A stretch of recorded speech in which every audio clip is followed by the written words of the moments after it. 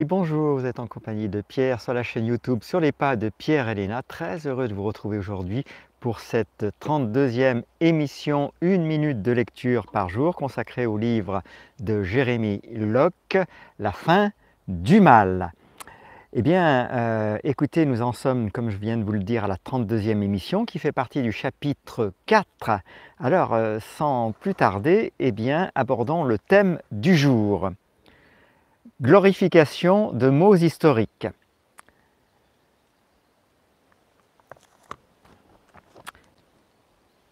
La culture contemporaine a tendance à idéaliser les méfaits de l'histoire.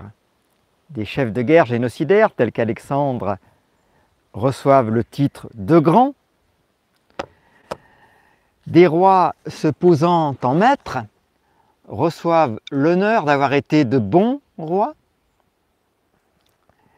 L'esclavage du communisme est révéré sous prétexte que Joseph Staline fut la raison pour laquelle le système a échoué.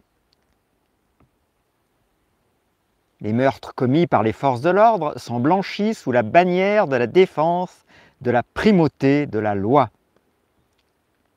Les bains de sang sont idéalisés dans la loyauté des armées. La culture voudrait que nous ignorions le cours de l'histoire. Elle aimerait nous faire croire que ces événements sont des fantasmes et des histoires, plutôt que la lutte de l'humanité contre le mal. Des milliards de personnes ont perdu la vie en luttant contre la tyrannie. La leçon de l'histoire n'est pas l'honneur des esclaves, ni le bien d'un système ou la noblesse d'un roi. C'est la nature même du mal que nous devons apprendre. Ne laissez pas le mal obscurcir votre connaissance de l'histoire en glorifiant la tyrannie.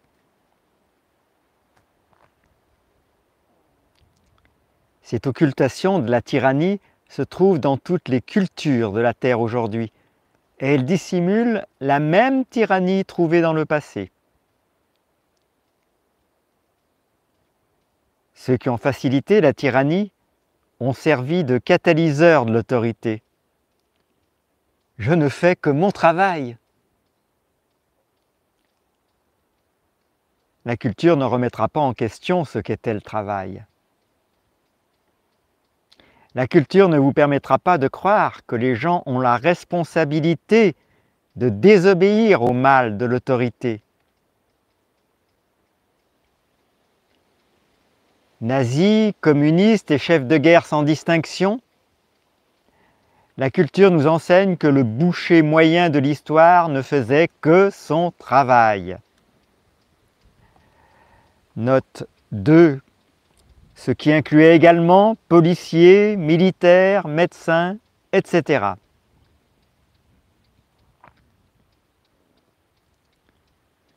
La culture fait l'apologie des méfaits de l'histoire et enseigne que l'obéissance aveugle à l'autorité d'aujourd'hui est noble. Le même aveuglement de l'esprit employé par les cultures du passé est utilisé par la culture aujourd'hui.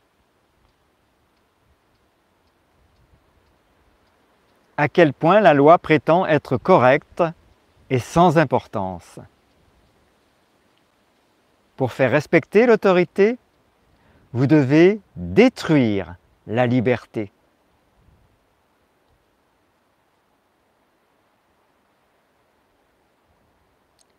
Fin de cette minute de lecture pour aujourd'hui. Vous avez senti, saisi, j'en suis sûr, à quel point ce texte est dense, mérite une pause entre chaque phrase et mérite surtout que vous retranscriviez par écrit la phrase qui vous a le plus parlé, le plus rejoint, de façon à ce que votre mémoire puisse en capter, en saisir l'essentiel. Dès demain, c'est avec grand plaisir que nous vous retrouvons pour l'émission numéro 33. Elle sera consacrée au thème « Obéissance ». Je vous rappelle que vous retrouvez sur notre site jour après jour le texte version écrite. Il vous suffit de taper dans l'adresse URL de votre navigateur https:// la-fin-du-du mal, la fin du mal avec un tiret entre chaque mot, .brest, .buzz. Merci beaucoup à toutes et à tous pour votre participation quotidienne. Merci pour vos messages bienveillants. Merci pour les pouces bleus sous les vidéos. Vous savez à quel point tout cela nous encourage et nous permet peut-être d'accroître un tout petit peu la visibilité de cet ouvrage qui le mérite bien. Il est au service, je le crois, de nous tous et en particulier de notre liberté. Passez une excellente journée et à tout demain pour une nouvelle émission sur le thème obéissance.